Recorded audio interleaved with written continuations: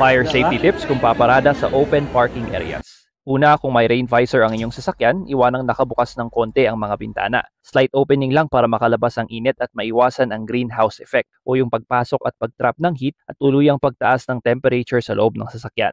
Pangalawa, huwag mag-iwan ng mga bote ng tubig o kahit na anong clear bottle na may liquid gaya ng bote ng alcohol o perfume, lalo na sa dashboard o center console kung saan madalas tumatama ang sinag ng araw. Pwede kasi silang mag-create ng light and heat focus na parang sa magnifying glass na pwedeng pagmulan ng sunog.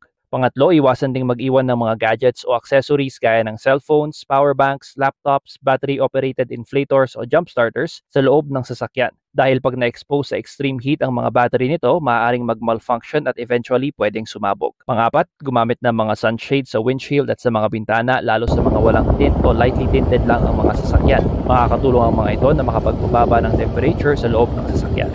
Lastly, huwag rin po tayong mag-iwan ng lighter, aerosol cans o mga naka-pressurized containers gaya ng mga ginagamit pang camping na mga fuel canisters o propane tanks sa loob ng sasakyan. Lahat ito maaaring sumabog at magliyab kapag na-expose sa extreme heat. Hanggat maaari, pumarada sa may lilim at iwasang pumarada malapit sa mga tuyong damo o dahon. If you have additional tips, comment nyo lang. Don't forget to like and follow for more.